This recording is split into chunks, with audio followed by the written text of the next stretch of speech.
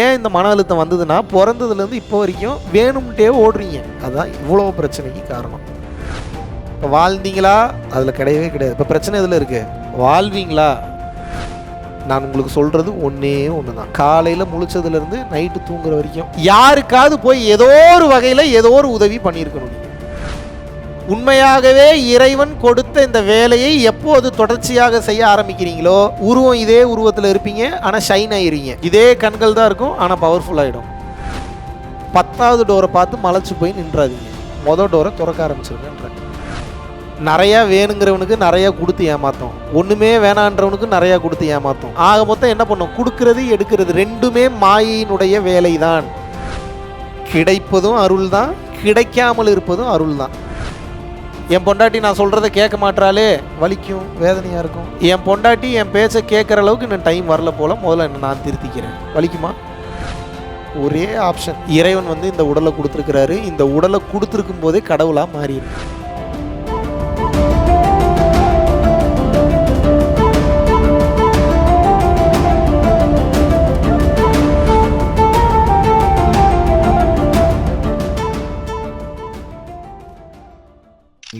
இங்கே நான் class attend பண்ணோன்னா அப்படின்றது என்ன சொல்கிறது, என்னாலே நம்ப முடியாத சுச்சுவேஷன். ஏன்னா நான் லே ஆஃப் ஆகிடுச்சு. நான் ஒரு கம்பெனியில் ஒர்க் பண்ணிட்டு இருந்தேன். கிட்டத்தட்ட ஒரு 7 மாதமாக வேலை இல்லை. நீங்கள் என்றைக்கு அந்த கிளாஸ் போகிற நீங்கள் யூடியூப்பில் போட்டிங்களோ, அன்னையிலேருந்தே கிளாஸ் அட்டன் பண்ணணும், தீட்சை வாங்கணும் அப்படின்ற ஒரு, அதுக்கு முன்னால் உங்கள் யூடியூப்பை பார்த்து விளக்கு தியானம் அதெல்லாம் நான் வீட்டில், என் பையனுக்கு 12 வயசு ஆகுது, அவனை ஒரு வாட்டி நீயும் பண்ணுடா அப்படின்னு. இப்போ டெய்லி எனக்கு முன்னால் ஏஞ்சி ஸ்கூலுக்கு போகிறதுக்கு முன்னால் அவன் ஏஞ்சி இப்போவே புருவ மத்தியை பார்த்துட்டு இது பண்ணுறான். இதில் என்ன ஒரு விஷயம் பாருங்கள், எனக்கு வேலை இல்லை, இங்கே வருவனான்றது டவுட்டு. தொடர்ந்து தியானம் பண்ணுறதுனால என் ஒய்ஃபு இன்னும் தியானம் அதெல்லாம் நான் எத்தனையோ வாட்டி சொல்லுவேன், இந்த வீடியோ பாரு அப்படின்னா சொல்லுவேனே தவிர புஷ் பண்ண மாட்டேன். இப்போட்டே பண்ணல. ஏன்னா இந்த காலத்தில் 8 மாதம் வேலை இல்லாமல் போது இப்படி ஒரு பயிற்சி பையனுக்கு மாற்றம் இப்படி பண்ணும்போது யார் வீட்லேயும் சும்மா இருக்க மாட்டாங்க. ஆனால் இப்போ அவங்களே சரி போயிட்டு வா, ஆனால் எல்லாம் கற்றுக்கணும் வா, ஒன்று விடாமல் அதை எனக்கு சொல்லிக் கொடு அப்படின்னு.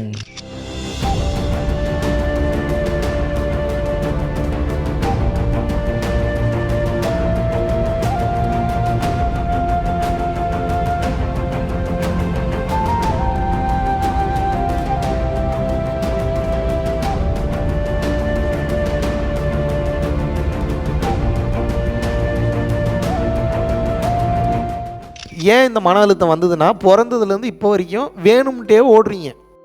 இந்த வேலையை நான் எதுக்காக செய்கிறேன், யாருக்காக செய்கிறேன்னு மட்டும் யோசிங்க. ஹானஸ்ட்டாக நீங்கள் யோசிக்கணும். அப்பட்டமாக தெரிஞ்சிடும் ஏதோ ஒரு சுயநலத்துக்காக தான் அந்த வேலையை செஞ்சுட்ருப்பீங்க. ஏதோ ஒரு வேலை பார்த்துட்டு இருக்கும்போது அந்த வேலையை நான் செய்கிறதுக்கு உண்டான ரீசனே எனக்காக இல்லை, இதனால் இன்னும் பல பேர் பலனடைய போகிறாங்கன்னு ஒரு வேலையை செஞ்சுருக்கோம். அது வரைக்கும் அப்படி நம்மளே ஏமாற்றிக்கலாம், நான் அப்படி பண்ணியிருக்கேன் அப்படின்னு. அதுலேயும் ஆராய்ச்சி பண்ணி பார்த்தீங்கன்னா அதில் ஒரு ஆழமான சுயநலம் என்பது ஏதோ ஒன்று இருக்குமா இருக்காதா? நான் கொடுக்கும் மனநிலையில் என் வாழ்க்கையை அதிகமாக வாழ்ந்தது இல்லை. அதுதான் இவ்வளோ பிரச்சனைக்கு காரணம். ஒரு சீக்ரெட் இல்லை, ஒரு சாமி கும்பிட தேவையில்லை, ஒரு மந்திரமும் சொல்ல தேவையில்லை, ஒன்றும் பண்ண தேவையில்லை, ஒரு மெடிடேஷன் பண்ண தேவையில்லை. ஓப்பன் சேலஞ்ச் பண்ணுறேன், உங்களோட எல்லார் வாழ்க்கையும் 1 வருஷத்தில் மாறும். இறைவனை உணர்வீங்க, இறைவனை பார்ப்பீங்க. பொருளாதாரத்தில் மாற்ற வேணும்னு மட்டும் எதிர்பார்க்காதீங்க. காரணம் என்னென்னா, அருள்நிலையில் அதிகமாக டெபாசிட் வரப்போ பொருள்நிலை பெரிதாக தெரியாது. ஆனால் பொருள்நிலை பெரிதாக தெரியாத காரணத்தினால் அருள்நிலையில் நான் பெரிய ஆள் இல்லைன்னு நினச்சி உங்களை நீங்களே டீக்ரேட் பண்ணிப்பீங்க. அப்படி இல்லை, 1 வருஷம் ஒரே ஒரு ஆட்டிடியூட் நான் சொல்கிறத மட்டும் மைண்டில் வச்சு வாழ்ந்தீங்கன்னா டோட்டல் வாழ்க்கை மாறும். எதுவுமே தேவையில்லை, இந்த ஒன்றே ஒன்று மட்டும் போதும், மாறிடும் லைஃப். என்ன? காலையில் எந்திரிச்சதுலேருந்து தூங்குற வரைக்கும் சம்மந்தமே இல்லாத ஆளுங்களுக்கு உங்களால் முடிஞ்ச உதவியை எப்படியாவது செய்யுங்க. பைக்கில் கொண்டு போய் ட்ராப் பண்ணுங்கள், சாப்பாடு வாங்கித்தாங்க, ஹெல்ப் பண்ணுங்கள், சொல்லி கொடுங்க. அவங்களுடைய பொருள் எங்கேயாவது கொண்டு போய் கொடுக்க சொன்னாங்கன்னா கவனமாக பாதுகாப்பாக கொண்டு போய் கொடுங்க. முழிச்சதுலேருந்து நைட்டு தூங்குற வரைக்கும் 10லேருந்து 15 நிமிஷம் நான் இன்னொருத்தனுக்காக வாழ்ந்துக்கிறேன். அப்படி வாழ்ந்துருக்கீங்களா? உங்கள் குடும்பத்தை தவிர, உங்கள் ஃப்ரெண்ட்ஸை தவிர கேட்குறேன். இன்றைக்கி இறைவன் எனக்கு 24 மணி நேரம் கொடுத்துருக்கிறாரு. இந்த 24 மணி நேரத்தில் இந்த ஒரு 15 நிமிஷம் நான் இன்னொருத்தனுக்காக வாழ்ந்தேன். அப்படி டெய்லியும் 15 நிமிஷம் யாருக்காவது வாழ்கிறீங்களா? வாழ்ந்தீங்களா? வாழ்வீங்களா? இப்போ பிரச்சனை இப்போ இதில் தான் இருக்குது. இப்போ வாழ்ந்தீங்களா? அதில் கிடையவே கிடையாது. இப்போ பிரச்சனை இதில் இருக்குது. வாழ்வீங்களா? இப்போ நீங்கள் வாழ்ந்துட்டீங்கன்னா இப்போ பிரச்சனை இல்லை. இப்போ வாழலைன்னா இப்போ பெரிய பிரச்சனை. நான் உங்களுக்கு சொல்கிறது ஒன்றே ஒன்று தான். என்ன, காலையில் முழிச்சதுலேருந்து நைட்டு தூங்குற வரைக்கும் யாருக்காவது போய் ஏதோ ஒரு வகையில் ஏதோ ஒரு உதவி பண்ணியிருக்கணும். நீங்கள் சம்மந்தமே இல்லாத நபர் இதை ஒரு வேலையாக நீங்கள் பார்த்தீங்கன்னா தான் தொடர்ச்சியாக செய்ய முடியும். உண்மையாகவே இதுதான் இறைவன் உங்களுக்கு கொடுத்த வேலை. இந்த வேலையை விட்டுட்டு இப்போ எல்லா வேலையும் பண்ணிகிட்ருக்கீங்க. உண்மையாகவே இறைவன் கொடுத்த இந்த வேலையை எப்போது தொடர்ச்சியாக செய்ய ஆரம்பிக்கிறீங்களோ, உருவம் இதே உருவத்தில் இருப்பீங்க, ஆனால் ஷைன் ஆகிடுவீங்க. இதே முகம்தான் இருக்கும், ஆனால் பளிச்சுன்னு ஆகிடும். இதே கண்கள் தான் இருக்கும், ஆனால் பவர்ஃபுல் ஆகிடும். இதே வார்த்தைகள் தான் இருக்கும், ஆனால் அந்த வார்த்தைகளுடைய வலிமை ரொம்ப அதிகமாகிடும். வார்த்தையினுடைய அந்த சொல் திறமை ரொம்ப ஜாஸ்தி ஆகிடும். எப்படி நடக்கும்?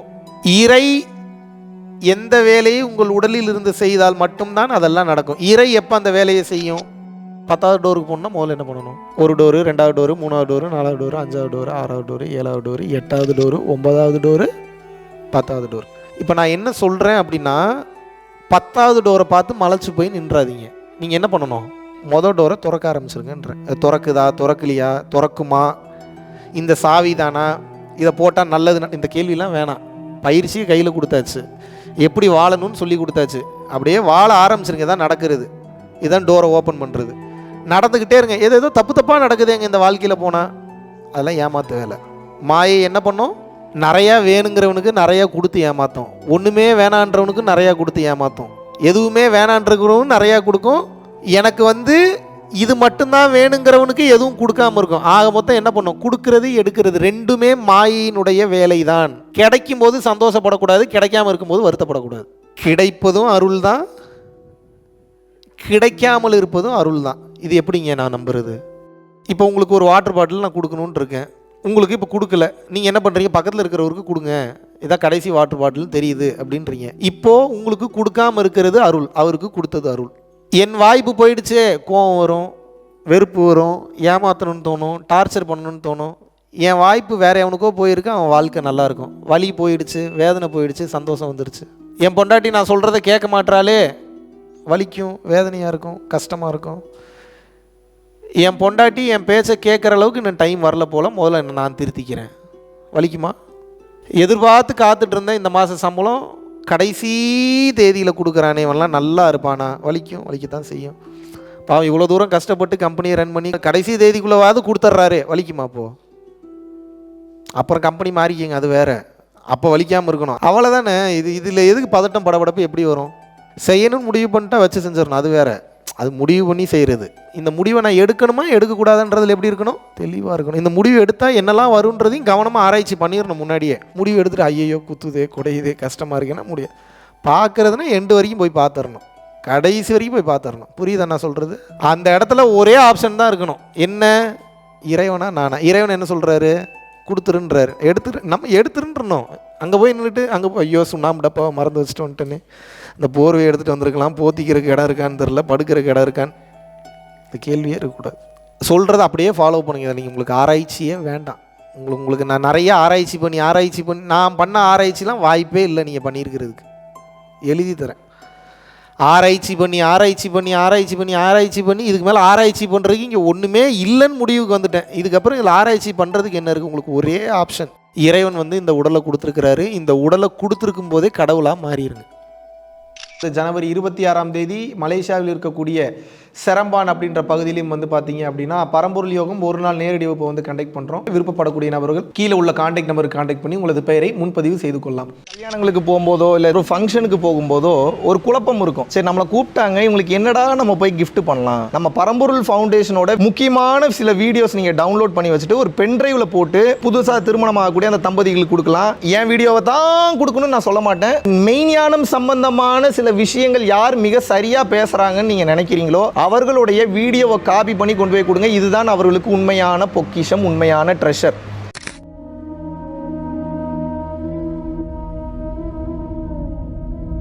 பரம்பொருளின் கருணையினால உங்களுடைய இடைவிடாத அன்னதானத்திற்கு நீங்கள் அனுப்பப்பட்ட பணத்தின் மூலியமாக பல லட்சம் உயிர்களுக்கு இது நாள் வரைக்கும் சாப்பாடு கொடுத்துருக்கோம்.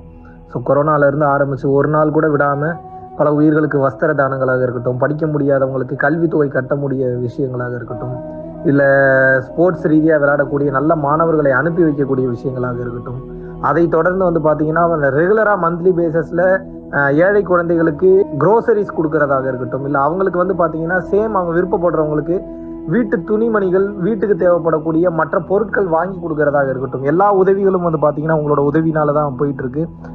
சாது சிதம்பர சுவாமிகள் வளநாட்டார் வந்து ஒரு வார்த்தை சொல்லுவார், பசித்தோர் முகம்பார் பரம்பொருள் அருள் கிட்டும் அப்படின்னு வந்து சொல்லுவார். வள்ளல் பெருமானும் ஜீவகாருண்யம் உள்ள சம்சாரிகளுக்கு எப்பேற்பட்ட சூழ்நிலையிலும் வந்து பார்த்தீங்கன்னா அவங்களோட லாபம் தடைபடாது, தொழில் பிரச்சனைகள் வந்து நிவர்த்தியாகும், அதை தொடர்ந்து வந்து வாழ்க்கையில குடும்ப பிரச்சனைகள் விலகும், அதுபோக குழந்தை சம்பந்தமான பிரச்சனைகள் எதுவாக இருந்தாலும் வந்து இந்த அன்னதானத்திற்காக நீங்கள் செய்யக்கூடிய ஒவ்வொரு ரூபாயும் அது வந்து உங்களுக்கு நிச்சயமாக புண்ணியமாக வந்து சேரும். புண்ணியத்தை கடந்த நிலையில் முக்தி பாதைக்கும் அது நிச்சயமாக உங்களை வழிநடத்தும். அதனால விருப்பப்படுறவங்க நம்மளுடைய பரம்பொருள் அறக்கட்டளையினுடைய சேரிட்டி ஆக்டிவிட்டீஸ்க்கு தங்களுடைய விருப்பப்படக்கூடிய நன்கொடையை கீழே உள்ள டிஸ்கிரிப்ஷன்ல இருக்கக்கூடிய அக்கௌண்ட் நம்பருக்கு செலுத்தலாம். இதற்குண்டான அந்த அருளை சித்தர்கள் உங்களுக்கும் உங்கள் குடும்பத்தாருக்கும் வழங்க வேண்டுகிறேன். குருவின் பரிபூர்ண அருளாசிகள். குரு கடாட்சம்.